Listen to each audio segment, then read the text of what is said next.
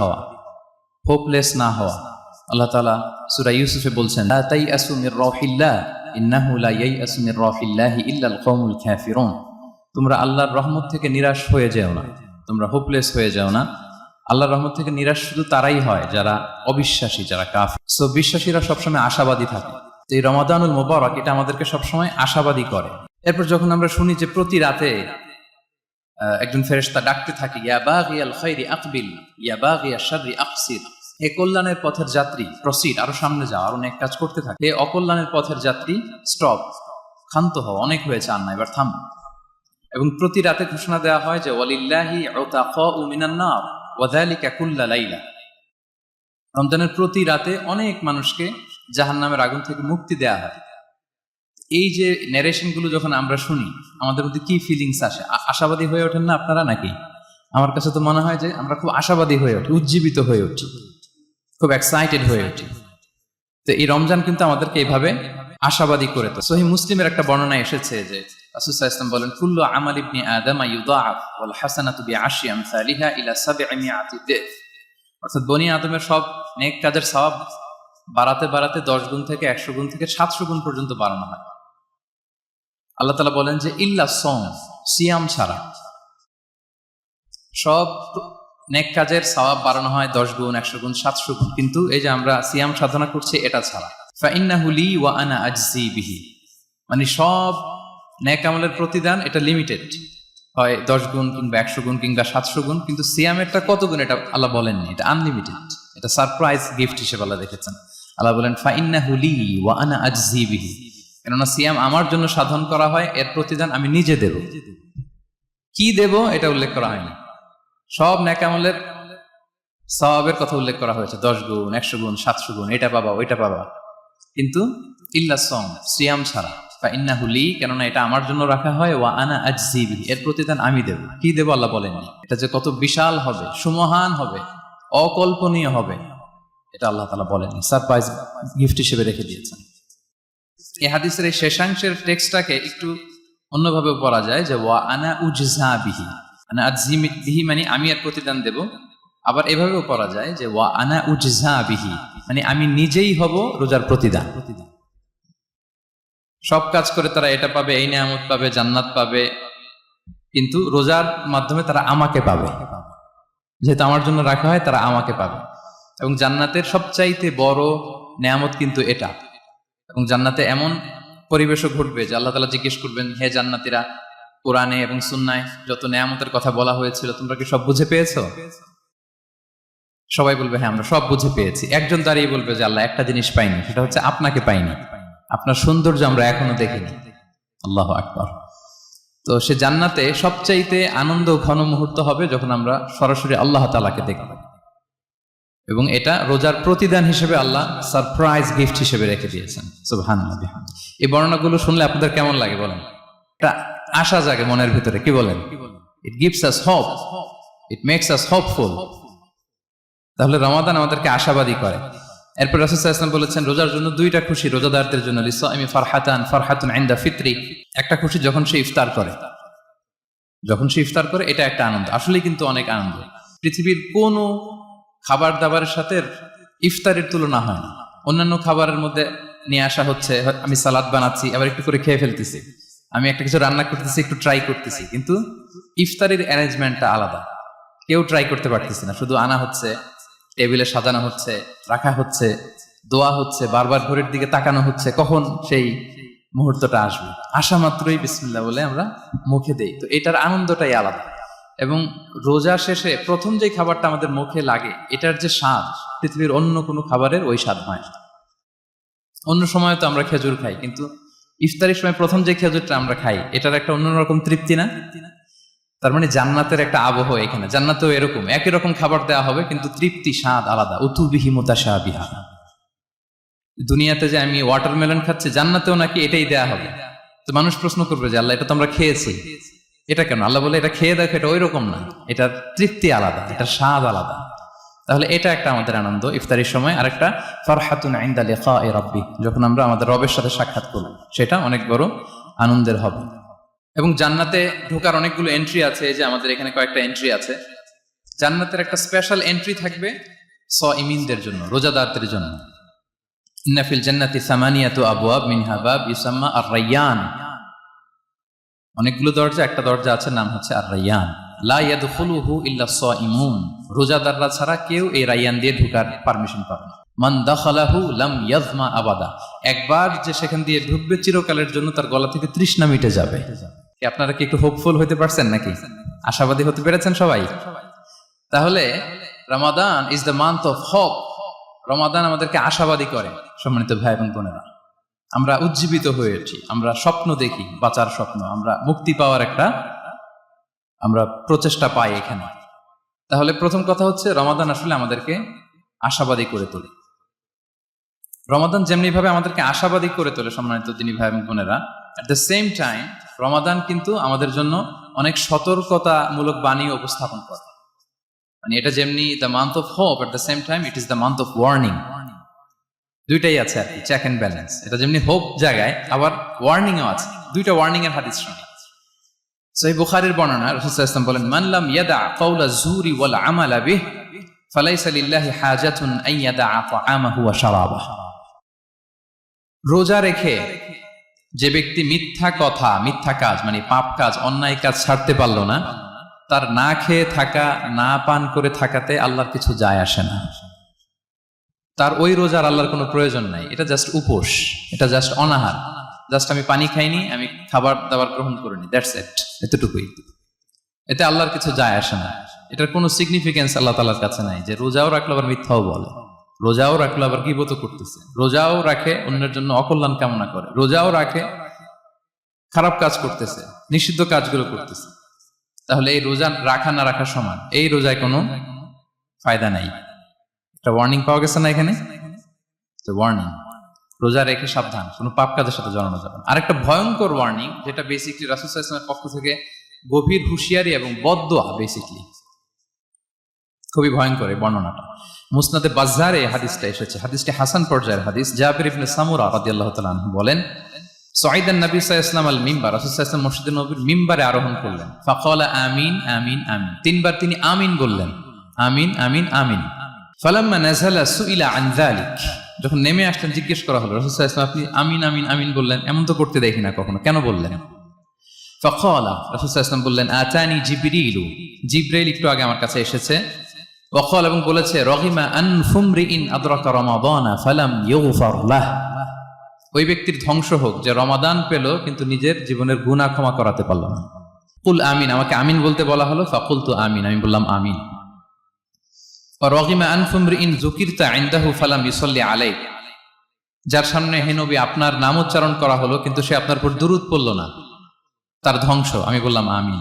রহিমা আনফু রাজুলিন আদরাকা ওয়ালিদাইহি আও আহাদাহুমা ফালাম ইউগফার লাহ, যে ব্যক্তি তার পিতামাতা উভয়কে পেল কিংবা দুজনের একজনকে পেল কিন্তু তাদের সেবা শুশ্রূষা, তাদের প্রতি ইহসান করে, তাদের খেদমত করে সে ক্ষমা পেল না, আল্লাহর পক্ষ থেকে ক্ষমা অর্জন করতে পারলো না, তার জন্য ধ্বংস, আমি বললাম আমিন। সম্মানিত সুধী, রাসূল সাল্লাল্লাহু আলাইহি ওয়াসাল্লামের পক্ষ থেকে বদদোয়া, হুঁশিয়ারি এবং তাদের ধ্বংসের জন্য রাসূল সাল্লাল্লাহু আলাইহি ওয়াসাল্লাম আমিন বলেছেন। কে আমিন বলেছেন বলেন তো সবাই? কে বলেছেন? স্বয়ং রাসূলুল্লাহ সাল্লাল্লাহু আলাইহি ওয়াসাল্লাম বলেছেন আমিন। রগিমা আনফুমরিইন আদরাকা রমাদানা ফালাম ইউগফার লাহ, ওই ব্যক্তির ধ্বংস যে রমাদান পেল কিন্তু নিজের গুনাহ ক্ষমা করাতে পারল না। এবার কি একটু ভয় লাগতেছে? এতক্ষণ তো খুব হোপফুল ছিলাম আমরা, এখন কেমন মনে হচ্ছে আপনাদের বলেন? রমাদান পেলাম কিন্তু মুক্তি নিশ্চিত করতে পারলাম না, ক্ষমাপ্রাপ্ত বান্দাদের যে লিস্ট ওখানে নিজের নাম তুলতে পারলাম না, তাদের জন্য ধ্বংস। এবং এই বদদোয়া করে স্বয়ং রাসূলুল্লাহ সাল্লাল্লাহু আলাইহি ওয়াসাল্লাম বলেছেন আমিন। তো এই দোয়া তো সুনিশ্চিতভাবে আল্লাহ তাআলার কাছে কবুল। এই ব্যাপারটা কিন্তু খুবই ভয়ঙ্কর। It's a reminder for me and for all of you. আমরা যেন আমাদের প্রত্যেক কাজের মধ্য দিয়ে রমাদানে এটা ভাবি যে আমি ক্ষমাপ্রাপ্ত বান্দাদের অন্তর্ভুক্ত হতে পারলাম কিনা, এই রমাদানে ইবাদতের মধ্য দিয়ে আমি আল্লাহর ক্ষমা, মুক্তি, জাহান্নাম থেকে মুক্তি নিশ্চিত করতে পারলাম কিনা, এটা কিন্তু আমাদেরকে বারবার খেয়াল রাখতে হবে। তাই রমাদান যেমনি আমাদেরকে হোপফুল বানায়, আশা দেখায়, সম্ভাবনার মাস, আশা জাগা নিয়ে মাস, at the same time this is the month of warning. এটা কিন্তু সতর্কতার মাস, সতর্কতা বাণী প্রদান করেছেন বিষ্ণু ইসলাম। রমাদান পেয়ে যারা ক্ষমা পেল না তাদের জন্য ধ্বংস। আল্লাহ তাআলা যেন আমাদেরকে ওই কাতারে না ফেলে। আল্লাহুম্মা জাআলনা মিন উতাকাইকা মিনান নার ফি শাহরে রমাদান, আল্লাহুম্মা আমিন। যারা ক্ষমাপ্রাপ্ত বান্দা হবে আমরা যেন তাদের অন্তর্ভুক্ত হতে পারি, আল্লাহ তুমি কবুল করো।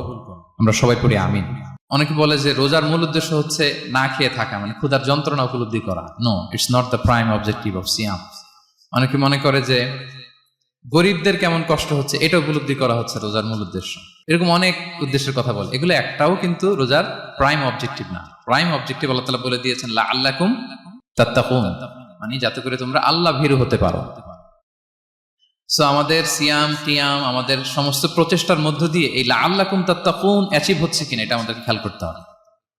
যদি অ্যাচিভ হয়, so we are on the right track, তাহলে আমরা রাইট ট্র্যাকে আছি। আর যদি দেখেন যে না, এই লাআল্লাকুম তাত্তাকুন এ সামথিং, মানে এখানে কোনো একটা সমস্যা হয়ে যাচ্ছে, লাআল্লাকুম তাত্তাকুন এই যে প্রাইম অবজেক্টিভটা এটা হচ্ছে না আমার, আল্লাহ সচেতনতা আসতেছে না, মানে Allah is watching me, to enhance the sense that he is watching আস।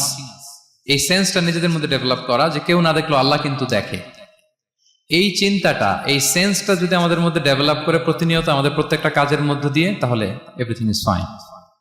আর যদি মনে হয় যে না লাআল্লাকুম তাত্তাকুন অ্যাচিভ হচ্ছে না, তাহলে আমাদেরকে একটু রিভাইজ করতে হবে। 17টা রমাদান আমরা কাটিয়েছি, আমাদের যদি লাআল্লাকুম তাত্তাকুন অ্যাচিভ না হয়, আল্লাহর ভয়, আল্লাহর সচেতনতা, তাহলে আমাদেরকে নতুন করে আবার ভাবতে হবে প্রিয় সুধী। এবং এই সিয়াম আমাদেরকে সংযমী বানায়, সংযত বানায়, মানে আমরা যেন আমাদের ডিজায়ারের উপর কন্ট্রোল করতে পারি, এটা আমাদেরকে শিখায়, যেটা বছরের অন্য মাসে হয় না। অন্যান্য মাসগুলোতে আমাদের প্রবৃত্তি আমাদের উপর জিতে, আর এই রমাদানে আমরা প্রবৃত্তির উপরে জিতি। We control on our desire. অন্য মাসে আমরা খেতে মনে চায় খাই, পান করতে মনে চায় পান করি, বিবাহিতরা ফিজিক্যাল ইন্টিমেসিতে যেতে চাইলে যেতে পারে, কিন্তু রমাদানে দিনের বেলা খেতে চাচ্ছি, খাওয়া যায় না। পান করতে মনে চায়, খুবই তৃষ্ণার্ত, নো, করা যাবে না। হালাল পন্থায় বৈধভাবে দিনের বেলা বিবাহিতরা কোনো ইন্টিমেসিতে যেতে পারবে না। তাহলে আমরা প্রবৃত্তির উপর কন্ট্রোল করতে শিখি। সারা বছর প্রবৃত্তি, ডিজায়ার, এটা আমাদের উপর কন্ট্রোল করে, আমাদের উপর জিতে, আর রমাদানে আমরা প্রবৃত্তির উপর জিতি। সো এই প্রবৃত্তিকে আমরা কন্ট্রোল করতে পারতেছি কিনা এটা আমাদেরকে খেয়াল রাখতে হবে আমাদের সমস্ত কাজকর্মের মধ্য দিয়ে। পাশাপাশি এই সিয়াম আমাদেরকে মুক্ত হস্তে দান করতে শিখায়, বেশি বেশি করে চ্যারিটি করা, দান করা। এবং হাদিসে এসেছে যে রাসূল সাল্লাল্লাহু আলাইহি ওয়াসাল্লাম তিনি সবচাইতে বেশি দানশীল হয়ে উঠতেন রমাদানে। ওয়া কানা আজওয়াদু মা ইয়াকুনু ফি রমাদান, সবচাইতে দানশীল হয়ে উঠতেন। আজওয়াদু বিল খাইরি মিনার রিহিল মুরসালা, প্রবাহিত বাতাসের চাইতেও বেশি দানশীল হয়ে উঠতেন। প্রবাহিত বাতাস যেমনি সবার গায়ে ঠান্ডা শীতল বাতাস দেয়, এখানে মুসলিম অমুসলিম, বিশ্বাসী অবিশ্বাসী, কাফির, কোনো ভেদাভেদ নেই, সবাই এটার উপকার পায়। তেমনি রমাদান আসলে রাসূল সাল্লাল্লাহু আলাইহি ওয়াসাল্লাম এত বেশি বদান্যতা, দানশীলতার মধ্যে দেখা যেত, কোনো ভেদাভেদ ছিল না, অনেক বেশি দান করতেন এবং দান করতে উৎসাহিত আমাদেরকে করেছেন। এটা আম, ইফতার শেয়ার করা, ফুড শেয়ার করা, রাসূল সাল্লাল্লাহু আলাইহি ওয়াসাল্লাম অনেক উৎসাহিত আমাদেরকে করেছেন। এক ঢুক দুধ খাইয়ে, একটা খেজুর খাইয়ে, এক ঢুক পানি খাইয়েও যদি আমরা কোনো রোজাদারকে ইফতার করাই, সে রোজা রেখে যে সওয়াব, সে সওয়াব আল্লাহ তাআলা আমাকেও দিবেন। আর পরিপূর্ণ উদরপূর্তি করে ইফতার করালে রাসূলুল্লাহ সাল্লাল্লাহু আলাইহি ওয়াসাল্লাম বলেন, কঠিন কিয়ামতের ময়দানে আল্লাহ তাআলা হাউজে কাউসারের পানি দিয়ে তার তৃষ্ণা দূর করবে। সুবহানাল্লাহি ওয়া বিহামদিহি। পাশাপাশি সিয়াম আমাদের কমিউনাল স্পিরিটটাকে বাড়ায়। এই যে স্যার বলতেছিলেন যে আমাদের ছাত্ররা ইউনাইটেড, আমাদের টিচার্স কমিউনিটি ইউনাইটেড, পুরো বাংলাদেশ কমিউনিটি ইউনাইটেড। এই যে আমরা যে ইউনাইটেড, তার একটা চিত্র কিন্তু এই যে দেখা যাচ্ছে, রোজা আমাদেরকে ইউনাইটেড করে, একত্রিত করে, আমাদের একটা কমিউনাল স্পিরিট কিন্তু এই সিয়ামের মধ্য দিয়ে দেখা যায়। পাশাপাশি এই সিয়ামের মধ্য দিয়ে আমাদের সেলফ ট্রান্সফরমেশন ঘটে, আমরা অনেক বদ অভ্যাস থেকে কিন্তু মুক্তি পেতে পারি এই সিয়ামে। এটা আমাদেরকে খেয়াল করতে হবে। 17টা রোজা আমরা কাটিয়েছি।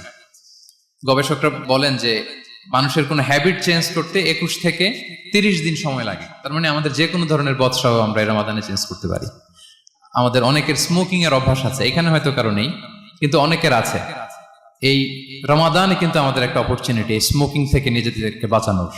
সো আমাদের এই ব্যাড হ্যাবিট গুলো যেন এগুলো থেকে আমরা বেঁচে থাকতে পারি। সম্মানিত সুধী, আমি এবার যেই আয়াত দিয়ে আমার আলোচনাটা শুরু করেছিলাম, অর্থাৎ লাস্ট 10 days অফ রমাদানে যে আমাদের যে লাইলাতুল কদর, এটা হচ্ছে ক্রিম টাইম অফ রমাদান, রমাদানের সবচাইতে মোক্ষম সময় আল্লাহ তাআলার নৈকট্য পাওয়ার, সেটা নিয়ে কিছু কথা বলবো ইনশাআল্লাহ বিসমিল্লাহ। সম্মানিত সুধী, রাসূলুল্লাহ সাল্লাল্লাহু আলাইহি ওয়াসাল্লাম একবার খুব আফসোস করছিলেন। তিনি যখন শুনতে পেলেন যে বনি ইসরায়েলের অনেক অনেক লোক 1000 বছর হায়াত পেত, তারা শত শত বছর ইবাদত করত, শত শত বছর তারা জিহাদ করত, তখন তিনি আফসোস করে বললেন, হায় রে, আমার শেষ সময়ের উম্মতের কি হবে? কারণ তিনি বলেছেন যে আমারু উম্মতি মা বাইনা সিত্তিন ইলা সাবঈন, আমার উম্মতের গড় বয়স হচ্ছে 60 থেকে 70। ওয়া আকাল্লুহুম মান ইয়াজুজু যালিক, খুব অল্প সংখ্যক লোকই এর চেয়ে বেশি হায়াত পায়। রাসূল সাল্লাল্লাহু আলাইহি ওয়াসাল্লাম যখন দেখলেন যে শত শত বছর হায়াত পেয়েছে বনি ইসরাইলের লোকেরা, বনি ইসরাইলের ওরা শত শত বছর জিহাদ করেছে, তো আমার উম্মত তো 60 বছরে তার হায়াতই শেষ, 60 থেকে 70-এর মধ্যে তার জীবনই শেষ, তো আমার গুনাহগার উম্মতের কি হবে? রাসূল সাল্লাল্লাহু আলাইহি ওয়াসাল্লাম খুব আফসোস করছেন। তো রাসূলুল্লাহ সাল্লাল্লাহু আলাইহি ওয়াসাল্লামের এই চিন্তা, এই উদ্বিগ্নতা দূর করার জন্য আল্লাহ তাআলা সূরাতুল কদর নাযিল করলেন এবং বললেন যে ইন্না আনসালনাহু ফি লাইলাতিল কদর ওয়া মা আদরাকা মা লাইলাতুল কদর লাইলাতুল কদরি খায়রুম মিন আলফি শাহর। লাইলাতুল কদর, এই কদরের রাতটা হচ্ছে এমন রাত যেটা খায়রুম মিন আলফি শাহর, 1000 মাসের চেয়েও সেরা। 1000 মাস লাগাতার ইবাদত করলে যে সওয়াব, কদরের রাতে ইবাদত করলে এর সমান সওয়াব হবে নাকি? সমান হবে না। আল্লাহ তাআলা বলেছেন খায়রুম মিন আলফি শাহর, না, এর চেয়েও শ্রেষ্ঠ, এর চাইতেও বেশি।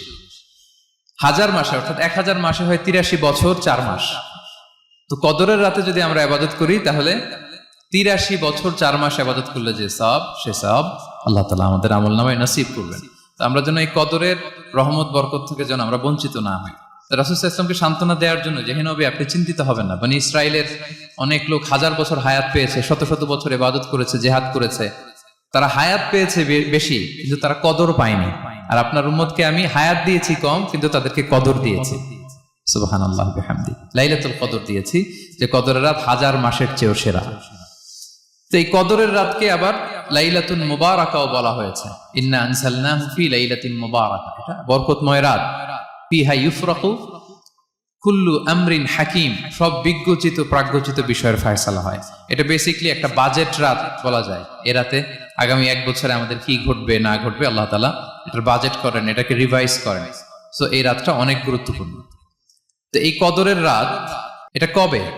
এটা স্পেসিফিক ছিল, মানে সুনির্দিষ্ট ছিল। রাসূল সাল্লাল্লাহু আলাইহি ওয়াসাল্লাম আমাদেরকে জানাতে চেয়েছিলেন কবে, কিন্তু রাসূল সাল্লাল্লাহু আলাইহি ওয়াসাল্লাম জানাতে পারেননি। সহিহ বুখারীতে এসেছে যে রাসূল সাল্লাল্লাহু আলাইহি ওয়াসাল্লাম খারাজান নবী সাল্লাল্লাহু আলাইহি ওয়াসাল্লাম লিয়ুখবিরানা বিলাইলাতিল কদর। উবাদা ইবনে সামিত রাদিয়াল্লাহু তাআলা আনহু বলেন, রাসূল সাল্লাল্লাহু আলাইহি ওয়াসাল্লাম আমাদেরকে জানাতে বের হয়েছিলেন যে কবে কদরের রাতটা। ফাতালাহা রাজুলান মিনাল মুসলিমিন, হঠাৎ মুসলমানদের মধ্যে থেকে 2 জন ঝগড়া লাগলো, তর্ক লাগলো আর কি। রাসূল সাল্লাল্লাহু আলাইহি ওয়াসাল্লাম হঠাৎ করে ওই ঝগড়ার দিকে খেয়াল করলেন, ওইদিকে খেয়াল করে ওই তারিখটার কথা তিনি ভুলে গেলেন। ফারুফিআত, রাসূল সাল্লাল্লাহু আলাইহি ওয়াসাল্লাম বললেন, আমার হৃদয় থেকে, অন্তঃকরণ থেকে এটাকে উঠিয়ে নেওয়া হবে।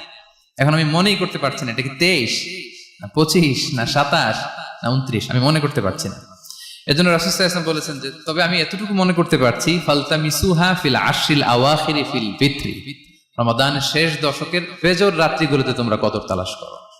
বেজর রাতে যদি তোমরা কদর তালাশ করো তাহলে এই কদর সুনিশ্চিতভাবে তোমরা পাবে। তো এই জন্য স্কলাররা সবসময় বলেন যে লাস্ট 10 days অফ রমাদান খুব গুরুত্বপূর্ণ, সবচাইতে the cream time of Ramadan. I repeat, এটা রমাদানের একেবারে মাহেন্দ্রক্ষণ। 10 রাতের যে কোনো রাত কদর হয়ে যেতে পারে, বিশেষ করে অড নাইটস গুলো 21, 23, 25, 27 এবং 29, যে কোনো দিন হয়ে যেতে পারে কদর। তো বুদ্ধিমানের কাজ হচ্ছে আমরা যেন রমাদানের শেষ 10 রাতে লাগাতার একইভাবে একই স্পিডে আমরা যেন ইবাদত করি। কোন রাতে বেশি করলাম, হয়তো 27-এর রাতে আমি খুব ভাব গাম্ভীর্য নিয়ে, খুব আবেগ নিয়ে ইবাদত করলাম, কিন্তু হয়ে যেতে পারে যে এবছর কদর ছিল 25-এর রাত, হতে পারে না? পারে। তো আমরা তো মিস করে ফেললাম। তো আমরা যেন মিস না করি। বুদ্ধিমানের কাজ হবে সমান তালে ইবাদত করা। এবং এটা এত গুরুত্বপূর্ণ, রাসূল সাল্লাল্লাহু আলাইহি ওয়াসাল্লাম এত এমফাসাইজ করে কোন রাতের কথা বলেনি। আরবি মাস অনুযায়ী 354টা রাতের মধ্যে সবচাইতে শ্রেষ্ঠ রাত, সবচাইতে শ্রেষ্ঠ রাত সূর্য ডোবার পর থেকে হাত্তা মাতলাইল ফাজর, ফজরের সূচনা লগ্ন পর্যন্ত শান্তিময় এ রাত, বরকতের এ রাত। রাসূল সাল্লাল্লাহু আলাইহি ওয়াসাল্লাম বলেছেন, মান হুরিমা খায়রাহা ফাকাদ হুরিম, যে কদরের বরকত থেকে, খায়ের থেকে বঞ্চিত হলো সে আসলেই বঞ্চিত। হি ইজ দ্য লুজার, সে হতভাগা, সে পোড়া কপাল, সে বঞ্চিত। মান হুরিমা খায়রাহা ফাকাদ হুরিম, যে কদর পেল না সে হতভাগা। এখন আমরা কি হতভাগা হতে চাই? আমরা তো শুরুতে অনেক হোপফুল ছিলাম, এত এত ব্লেসিংস, এত এত বরকত, রহমতের ফলগু ধারায় আমরা প্লাবিত হচ্ছি রমাদানে। তা আমরা তো হতভাগা হতে চাই না। তা আমরা যেন এই শেষ 10 দিন এক তালে আন্তরিকতার সাথে ঈমান ও ইহতিসাবা আমরা যেন ইবাদত করি। সম্মানিত ভাই এবং বোনেরা, তাহলে আমরা সৌভাগ্যশীলদের অন্তর্ভুক্ত হতে চাই, হতভাগা হতে চাই না। আমরা এবার একটু শুনবো যে রাসূলুল্লাহ সাল্লাল্লাহু আলাইহি ওয়াসাল্লাম কদরের রাতগুলোতে কি কি ইবাদত করতেন। আমি খুঁজে 5টা আমলের কথা পেয়েছি বিশেষভাবে, কমন যে আমলগুলো সেগুলো তো ছিলই, বিশেষভাবে 5টা কাজ রাসূল সাল্লাল্লাহু আলাইহি ওয়াসাল্লাম এই কদরের রাতে করতেন। 1 নম্বর কাজ হচ্ছে তিনি সারা রাত জেগে ইবাদত করতেন এবং পরিবারের লোকদেরকে ঘুমোতে দিতেন না, উঠিয়ে দিতেন। বছরের অন্য কোনো সময়ে সারা রাত জেগে ইবাদত করার কোনো নজির রাসূল সাল্লাল্লাহু আলাইহি ওয়াসাল্লামের জীবনে ছিল না। সব রাতে ঘুমাতেন। আমি জোহর বারুতে একটা কনভেনশনে the daily routine of prophet সাল্লাল্লাহু আলাইহি ওয়াসাল্লাম একটা আলোচনা করেছিলাম, যেখানে রাসূল সাল্লাল্লাহু আলাইহি ওয়াসাল্লামের দৈনন্দিন জীবনের রুটিন আলোচনা করেছিলাম। সেখানে আমরা বলেছি যে রাসূল সাল্লাল্লাহু আলাইহি ওয়াসাল্লামের দৈনন্দিন অভ্যাস ছিল তিনি এশার পরেই তাড়াতাড়ি ঘুমিয়ে পড়তেন আর মিড নাইটে উঠতেন। রাসূল সাল্লাল্লাহু আলাইহি ওয়াসাল্লামের কর্মদিবস শুরু হতো মিড নাইটে। আমাদের তো সকালে আরো অনেক পরে শুরু হয়। রাসূল সাল্লাল্লাহু আলাইহি ওয়াসাল্লামের কর্মদিবস শুরু হতো বেসিক্যালি মিড নাইটে। এশার পরে কথাবার্তা না বলে আগে ঘুমোতে যেতেন, মিড নাইটে উঠতেন, কিন্তু ঘুমাতেন। ঘুম ছাড়া রাত কাটাতেন না। সারা বছরের এটা ছিল যে এশার পর পরে ঘুমোতে যেতেন, except the last 10 days of Ramadan. রমাদানের শেষ 10 রাতে রাসূল সাল্লাল্লাহু আলাইহি ওয়াসাল্লাম ঘুমাতেন না। এই 10 দিনের ব্যাপারেই পাওয়া যায় সারা রাত জেগে তিনি ইবাদত। আম্মা জান আয়েশা রাদিয়াল্লাহু তাআলা আনহা বলেন, ইযা দাখালাল আশরু আহিয়াল লাইলা ওয়া আইখাযা আহলা ওয়া জাদ্দা ওয়া শাদ্দাল মিজার। রমাদানের শেষ দশক যখন আসতো রাসূল সাল্লাল্লাহু আলাইহি ওয়াসাল্লাম সারা রাত জেগে ইবাদত করতেন। পরিবারের সদস্যদেরকে জাগিয়ে তুলতেন, স্ত্রীদের ঘুমাতে দিতেন না, জাগিয়ে তুলতেন। ফাতেমা রাদিয়াল্লাহু তাআলা আনহার ঘর পাশেই ছিল, তাদেরকে যে জাগাতেন এবং নিজে সারা রাত ইবাদত করতেনই। জাদ্দা ওয়া শাদ্দাল মিজহার, খুবই বলিষ্ঠ ভাবে, খুব মজবুত ভাবে কোমরে গামছা বেঁধে নামার একটা এক্সপ্রেশন এখানে দেয়া হয়েছে। মিজহার, ইজহার মানে হচ্ছে বাংলা করলে হয় লুঙ্গি। লুঙ্গি আমরা যখন খুব শক্ত কোনো কাজ করতে যাই তখন তারা কি করে, খুব টাইট করে লুঙ্গিটা বাঁধে। তার মানে বোঝানো হচ্ছে রাসূল সাল্লাল্লাহু আলাইহি ওয়াসাল্লাম কোমরে ভালো করে লুঙ্গি বেঁধে বা গামছা বেঁধে আটগাট বেঁধে নামতেন শেষ 10 দিনের জন্য। এই সময় তিনি মানে কাউকে কেমন যেন চিনতেন না, সবসময় ইবাদতে মগ্ন থাকতেন। এটা আমরা করতে পারি যে শেষ 10 দিনে আমরা একটা স্পেশাল প্ল্যান করতে পারি যে আমরা আমাদের সর্বোচ্চটুকু উজাড় করে দিয়ে লাস্ট 10 days অফ রমাদানের এই বরকত আমরা হাসিল করবো, এটা যেন আমাদের মিস না হয়। তাহলে এটা আমরা একটা পেলাম। 2 নাম্বার হচ্ছে ইতিকাফ করা। রাসূলুল্লাহ সাল্লাল্লাহু আলাইহি ওয়াসাল্লাম রমাদানের শেষ 10 দিন ইতিকাফ করতেন। আম্মা জান আয়েশা রাদিয়াল্লাহু তাআলা আনহা বলেন, কানা ইয়াতাকিফুল আশরাল আওয়াখির মিন রমাদান। রমাদানের শেষ দশকে তিনি ইতিকাফ করতেন হাত্তা তাওয়াফাহুল্লাহ, ওনার ইন্তেকালের আগ পর্যন্ত এই অভ্যাসটাই তিনি জারি রেখেছেন। সুম্মা আতাকাফা আজওয়াজুহু মিন বাদি, তারপরে ওনার স্ত্রীরা ইতিকাফ করেছেন। আরেক বর্ণনায় এসেছে ইয়াতাকিফু কুল্লা রমাদান 10 আইয়াম, প্রতি রমাদানে তিনি 10 দিন ইতিকাফ করেছেন। কিন্তু যেই বছর তিনি ইন্তেকাল করবেন সে বছর তিনি 20 দিন ইতিকাফ করেছিলেন। প্রতি রমাদানে 10 দিন, আর যে বছর ইন্তেকাল করবেন সে বছর কয় দিন? 20 দিন তিনি ইতিকাফ করেছিলেন মসজিদে নববীতে। তাহলে আমরা এই রমাদানের শেষ দশকে এটা করতে পারি। 2 নম্বর পয়েন্ট হচ্ছে ইতিকাফ করা। যারা আমরা করিনি তারা আমরা ইতিকাফ করতে পারি। আমাদের আইআইএম এর মসজিদ এটা ইতিকাফের জন্য একটা উর্বর জায়গা। আমরা যখন এই ক্যাম্পাসে ছিলাম তখন দেখেছি যে এখানকার ইতিকাফের পরিবেশ যে এত সুন্দর এটা কল্পনাই করা যায় না, অসাধারণ পরিবেশ। আমরা যেন ইতিকাফ করার চেষ্টা করি। ইতিকাফ করতে না পারলে শেষ দশকের রাতগুলো যেন মসজিদে কাটানোর চেষ্টা করি, তা না পারলেও বাসায় যেন এই রাতগুলো আমরা মিস না করি। বিশেষ করে সেন্ট্রাল মস্কে তো অসাধারণ পরিবেশ, এটা হাইলি রেকমেন্ডেড। ইফ পসিবল আপনারা আসবেন, এখানে ইবাদতের চমৎকার পরিবেশ থাকে। 3 নাম্বার হচ্ছে রাসূল সাল্লাল্লাহু আলাইহি ওয়াসাল্লাম এবং জিবরাইল আলাইহিস সালাম যৌথভাবে কোরআন রিভিশন করতেন। খুব ইন্টারেস্টিং। সারা বছর যেটা নাজিল হতো রমাদানে জিবরাইল আলাইহিস সালাম রাসূল সাল্লাল্লাহু আলাইহি ওয়াসাল্লামকে শোনাতেন, রাসূল সাল্লাল্লাহু আলাইহি ওয়াসাল্লাম আবার জিবরাইল আলাইহিস সালামকে শোনাতেন। সহিহ বুখারীর বর্ণনা, কানা জিবরিলু ইয়ালকাহু ফি কুল্লি লাইলাতিন মিন রমাদান ফায়ুদারিসুল কুরআন। প্রতি রমাদানের প্রতি রাতে এসে রাসূল সাল্লাল্লাহু আলাইহি ওয়াসাল্লামের সাথে কোরআন মুদারাসা করতেন। সহিহ মুসলিমের বর্ণনায়, আন্না জিবরিল কানা ইউআরিদুহু বিল কুরআন কুল্লা আমিন মাররা। প্রতি বছর রমাদানে একবার শোনাতেন বা শুনিয়েছেন, যে বছর তিনি ইন্তেকাল করবেন তিনি 2 বার শুনিয়েছিলেন। আরাদা ইউআরিদু মানে এটা ফ্রম বোথ সাইড। আরবি শব্দটা এমন যে জিবরাইল আলাইহিস সালাম শোনাতেন, এরপর রাসূল সাল্লাল্লাহু আলাইহি ওয়াসাল্লাম জিবরাইল আলাইহিস সালামকে শোনাতেন। কোরআন রিভিশন করা। তো এই শেষ দশকের রাতগুলোতে আমরা যেন বেশি বেশি কোরআন পড়ি। কোরআন তেলাওয়াত, কোরআনিক রিসাইটেশন হতে পারে, কোরআনের অর্থ পড়া হতে পারে, তাদাব্বুরে কোরআন হতে পারে, কোরআনের হালাকায় জয়েন করা হতে পারে। ইন ইটস এনি ফর্ম আমরা যেন কোরআনের সাথে অ্যাটাচমেন্টটা বাড়াই লাস্ট 10 days অফ রমাদানে। 4 নাম্বার কিয়ামুল লাইল করা। রাসূল সাল্লাল্লাহু আলাইহি ওয়াসাল্লাম কিয়ামুল লাইল করতেন এবং কিয়ামুল লাইল শব্দটাকে রাসূল সাল্লাল্লাহু আলাইহি ওয়াসাল্লাম কদরের সাথে জুড়ে দিয়েছেন। সহিহ বুখারীর বর্ণনায় তিনি বলেছেন, মান কামা লাইলাতাল কদরি ঈমানা ওয়া ইহতিসাবা গুফিরা লাহু মা তাকদ্দামা মিন যামবি। কদরের রাতে যে কিয়ামুল লাইল করে বিশ্বাস নিয়ে এবং নাজাতের প্রত্যাশা নিয়ে, তার পূর্বের সমস্ত গুনাহ আল্লাহ তাআলা ক্ষমা করে দিবেন। তাহলে কিয়ামুল লাইলটা রাসূল সাল্লাল্লাহু আলাইহি ওয়াসাল্লাম বিশেষভাবে কদরের রাতের সাথে সম্পৃক্ত করেছেন। আমরা যেন প্রতি রাতে কিয়ামুল লাইল করি, লম্বা সময় যেন দাঁড়িয়ে থাকি, লম্বা সময় কোরআনিক রিসাইটেশন করি দাঁড়িয়ে থেকে, লম্বা সময় রুকু, লম্বা সময় সিজদা, স্পেশালি সিজদা। আকরাবু মা ইয়াকুনুল আবদু মির রাব্বিহি ওয়া হুয়া সাজিদ ফাআকসিরু ফিহি দুআ। বান্দা যখন সিজদায় থাকে আল্লাহ সবচেয়ে কাছে থাকে। তো আমরা তো আল্লাহর সবচেয়ে কাছে যেতে চাই এই ক্রিম টাইমটাতে, কি বলেন? আমরা যেন লম্বা সময় সিজদাতে থাকি। কিন্তু আমাদের অনেকের যেটা হয়, নামাজে তাড়াহুড়ো, অনেকের সব ব্যস্ততা যখন নামাজে দাঁড়াই এরকম হয়ে যায়। রাসূল সাল্লাল্লাহু আলাইহি ওয়াসাল্লামের সালাত যদি আমরা খেয়াল করি, বিশেষ করে কিয়ামুল লাইলে এত যে সুন্দর ছিল।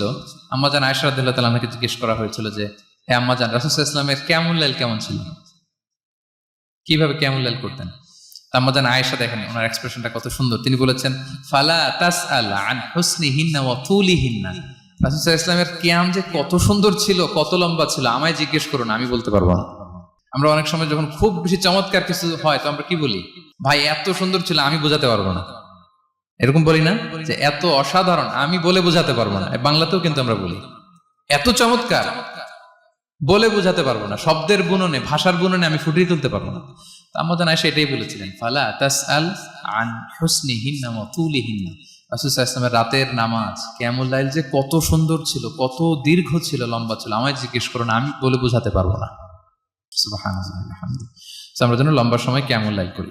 আম্মাজান আয়েশা রাদিয়াল্লাহু তাআলা আনহা আরো বলেন, কানা ইয়াকুমু মিনাল লাইলি হাত্তা তাতাফাত্তারা কদামা। এত দীর্ঘ সময় দাঁড়িয়ে থাকতেন, থাকতে থাকতে ওনার পা ফুলে যেত, পা দুটো ফুলে যেত। আপনিও দীর্ঘ সময় দাঁড়িয়ে দেখেন যে পায়ে ঝিম ধরে যাবে, পা ফুলে যাবে, এটা করতেন রাসূল সাল্লাল্লাহু আলাইহি ওয়াসাল্লাম। তো আম্মাজান আয়েশা বলেন, ইয়া রাসূলুল্লাহ লিমা তাসনাউ হাযা ওয়া কদ গুফিরা লাকা মা তাকদ্দামা মিন যামবিকা মা তাআখার। আপনি এত কষ্ট কেন সহ্য করেন নিজের দেহের উপরে? আপনার তো আগের পরের সব গুনাহই মাফ। আদতে তো রাসূল সাল্লাল্লাহু আলাইহি ওয়াসাল্লামের গুনাহই নেই, তিনি নিষ্পাপ। এত কষ্ট কেন করেন? আপনার আগের পরের সবই তো মাফ করে দেয়া হয়েছে, কেন করেন? রাসূল সাল্লাল্লাহু আলাইহি ওয়াসাল্লাম উত্তর করেছেন, আফালা উহিব্বু আন আকুনা আবদান শাকুরা।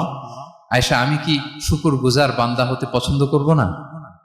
আল্লাহ তাআলা আমাকে তার রহম এবং করমে সব মাফ করে দিয়েছেন, কিন্তু আমি কি শুকরগুজার হব না? আমি কি আমার রোলটা প্লে করব না? আমি কি নিজেকে সঁপে দেব না আল্লাহ তাআলার কাছে জায়নামাজে? তো এটা ছিল সংক্ষেপে রাসূল সাল্লাল্লাহু আলাইহি ওয়াসাল্লামের কিয়ামুল লাইলের ধরন। এভাবে তিনি দীর্ঘ সময় কিয়ামুল লাইল করতেন, আমরা যেন এটা করি। 5 নম্বরে রাসূল সাল্লাল্লাহু আলাইহি ওয়াসাল্লাম দোয়া করতেন। এই কদরের রাতগুলোতে খুব বেশি বেশি দোয়া করতেন। দোয়া নিয়ে আমরা একটা জুমার খুতবা দিয়েছিলাম, সেখানে আমরা বলেছিলাম যে দোয়া হতে হবে খুব আন্তরিক দোয়া, রোবোটিক দোয়া যেন না হয়। আপনার আবেগ, ভালোবাসা, মনের মাধুরী মিশিয়ে, চোখের পানি মিশিয়ে, অশ্রু সিক্ত করে এই দোয়াটা করতে হবে, তাহলে সে দোয়া আল্লাহর কাছে কবুল হবে। আমরা যেন আমাদের ভাব, আবেগ সব ঢেলে দিতে পারি আমাদের দোয়াতে, আমাদের সিজদায়, আমাদের কিয়ামুল লাইলে। এবং যে কোনো ভাষায় কোরআনিক দোয়াগুলো রেকমেন্ডেড, হাদিসের মাসুরগুলো রেকমেন্ডেড। তাছাড়া আপনার নিজের ভাষায় আপনার কি চাওয়া, আপনার কি আকাঙ্ক্ষা, আপনার মনের কষ্ট, যাতনা সবকিছু আপনি আল্লাহ তাআলার কাছে পেশ করুন। এবং আম্মাজান আয়েশা জিজ্ঞেস করেছিলেন, ইয়া রাসূলুল্লাহ, আমি যদি কদর পেয়ে যাই আমি কি বলবো এ রাতে? মা আদউ, কি দোয়া করব? রাসূল সাল্লাল্লাহু আলাইহি ওয়াসাল্লাম বললেন, তাকুলিন, আয়েশা তুমি বলবে, আল্লাহুম্মা ইন্নাকা আফুউন তুহিব্বুল আফওয়া ফাআফু আন্নী। আয়েশা তুমি যদি কদরের রাত পেয়ে যাও এটা বলবে, হে আল্লাহ আপনি ক্ষমাশীল, আল্লাহ আপনি ক্ষমাকে পছন্দ করেন, আল্লাহ তাই আপনি আমায় ক্ষমা করেন। হে আল্লাহ আপনি ক্ষমাশীল, আপনি ক্ষমাকে পছন্দ করেন, আল্লাহ আপনি আমাকে ক্ষমা করেন। এই দোয়াটা আমরা যেন বেশি বেশি করি। আমার সাথে সাথে সবাই একটু পড়ুন মেহেরবানি করে, আল্লাহুম্মা ইন্নাকা আফুউন তুহিব্বুল আফওয়া ফাআফু আন্নী। আল্লাহুম্মা ইন্নাকা আফুউন তুহিব্বুল আফওয়া ফাআফু আন্নী। হে আল্লাহ আপনি ক্ষমাশীল, আপনি ক্ষমা করাকে পছন্দ করেন, আল্লাহ আমাকে ক্ষমা করেন। আমরা আমাদের নিজেদের ভাষায় অনেক দোয়া করতে পারবো, কিন্তু রাসূল সাল্লাল্লাহু আলাইহি ওয়াসাল্লামের শেখানো দোয়াগুলো এটা হচ্ছে মানে very precise in wording but comprehensive in meaning. এটার অর্থ, এটার আবেদন অনেক বেশি।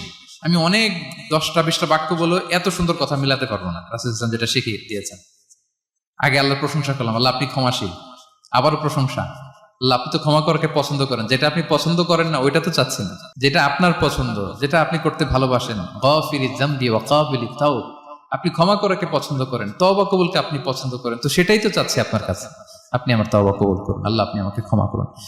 এই দোয়াটা প্রত্যেক রাতে যেন আমরা বেশি বেশি করি সম্মানিত সুধী। এবং এই যে রিমাইন্ডার গুলো শুনলাম, এটা রমাদানের পরেও যেন আমরা অব্যাহত রাখি। এই রমাদানে আমরা যা শিখলাম, যেটা করলাম, এটার ইম্প্যাক্ট যেন রমাদানের পরেও আমাদের মধ্যে থাকে।